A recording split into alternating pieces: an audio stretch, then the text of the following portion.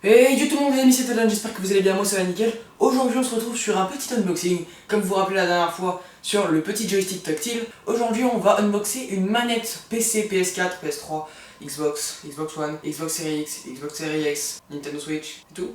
Ouais, ça devrait le faire. Aujourd'hui du coup on va unboxer une manette, et ça fait très longtemps que j'ai pas fait d'unboxing, je crois que ça fait plusieurs vidéos. Du coup, cette manette est juste là, je sais même pas si c'est le bon colis en fait, parce que on achète plein de trucs par Amazon, et ça se trouve c'est totalement une cuisinière. J'espère pas. Bon, du coup, ce qu'on va faire, c'est qu'on va directement l'ouvrir. Du coup, j'ai un couteau papillon d'entraînement, voilà. Du coup, j'espère que ça va couper. Hein. Alors, bah voilà, c'est fait. Hop, hop, voilà. Du coup, là, on a juste à l'ouvrir. Ça m'a l'air d'être le bon colis parce que y a des trucs en chinois et que généralement les trucs électroniques c'est en chinois. La manette, elle est juste là. Elle ressemble à ça.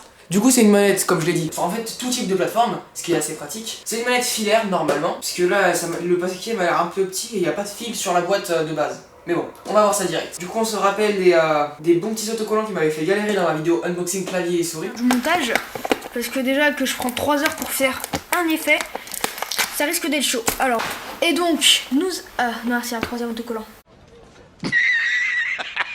C'est pas facile. Je suis pas venue ici pour souffrir, ok? Ça va prendre du temps.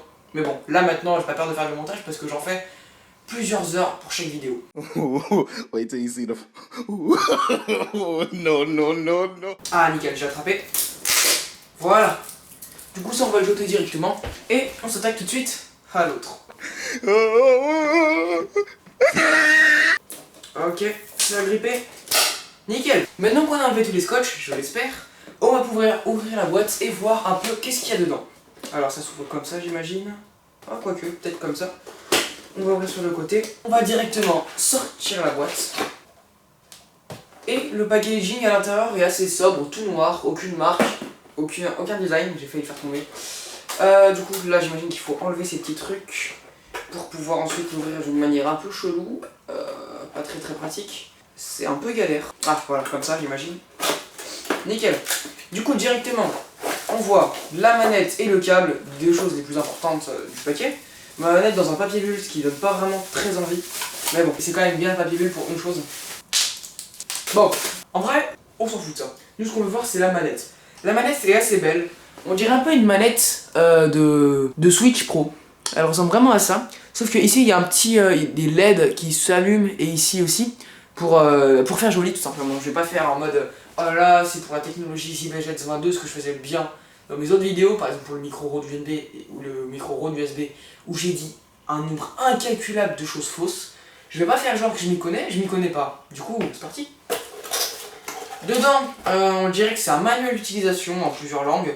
Bon je pense que je sais utiliser une manette, je vais pas vous mentir. Il y aura peut-être des drivers installés mais ça va. Du coup on part sur le test avec le PC. Du coup jusqu'à présent j'utilisais une manette Nintendo pas chère de 20 €. Celle-là d'ailleurs coûte 28 €, vous pouvez la trouver sur Amazon et sur plein d'autres sites. Du coup cette manette est filaire également, il y a le fil juste ici. Mais le seul problème c'est qu'elle ne se fait reconnaître par rien d'autre que Nintendo. Et du coup c'était très compliqué, je devais installer un logiciel, celui-là, pour pouvoir paramétrer les inputs de cette manette et les rendre en touches de clavier compréhensibles à l'ordinateur. Ce qui était un bordel monstre à faire. Maintenant on va brancher elle directement, on va voir comment elle réagit si jamais ça s'allume tout seul, s'il y a quelque chose à faire ou autre chose. On enlève ça, d'ailleurs la dernière fois j'avais dit décaler le câble, ça veut rien dire, c'est vraiment n'importe quoi, n'utilisez pas ce mot, ça sert vraiment à rien. Hop, du coup ça dégage. Le câble est assez long, rien à dire dessus, c'est un câble quoi, enfin, vous en avez vu toutes votre vie. Il y en a un nombre incalculable ici aussi. Du coup, on va la brancher directement en haut. Ok, la manette s'allume direct, elle réagit plutôt bien. Ça a remarqué qu'il y avait quelque chose qui s'était branché à l'ordinateur, c'est cool. Là, il y a ça qui s'allume, c'est très joli, mais après c'est juste du jacket tuning, on va pas se mentir. Les gâchettes sont extrêmement confortables. Les joysticks également, ils sont assez doux et ils sont assez, comment dire, libres. Les boutons, bah c'est des boutons, vous en avez vu tout dit aussi. Les gâchettes du dessus, par contre, je suis pas ultra fan, mais bon, ça c'est pas ultra grave non plus. La manette est assez sobre en fait, il y a juste les boutons, les joysticks, les gâchettes et rien d'autre. Il n'y a pas vraiment de design particulier, à part on dirait un mix entre une manette de PS5, une manette de Xbox et une manette Nintendo Switch Pro. Bon du coup maintenant ce qu'on va faire c'est qu'on va directement lancer Rocket League pour voir s'il reconnaît la manette ou si j'ai besoin de paramétrer des choses, d'installer des drivers par exemple, ou quelque chose d'autre. Rocket League est en train de se lancer, d'ailleurs Rocket League c'est mon jeu favori depuis un moment, c'est un truc de fou. Je l'adore. Oh, on reconnaît directement les touches, ce qui est assez pratique. Les touches, bah, c'est pas des touches Nintendo comme par exemple A, B, Y, X. C'est l'inverse justement, c'est X, Y, B, A. Du coup c'est des manettes, c'est comme manette de Xbox exactement. Et comme manette de PS4. Mais sauf que c'est pas le même nom, c'est juste avec des formes sur PS4. Du coup on direct on va voir si jamais tout est bien pris en compte avec la manette. Du coup on va partir directement sur un entraînement en jeu libre sur Salty Shore. C'est parti. Alors, la manette vibre, c'est une agréable surprise pour 28 €, je m'attendais pas à ça. Look at the top of his head. Conclusion de cette manette, bah c'est bien. En tout cas j'espère que cette vidéo vous aura plu, n'hésitez pas à mettre un max de pouces bleus, à vous abonner à la chaîne et à liker les vidéos. C'était Dadan et je vous dis à très bientôt. Ciao ciao.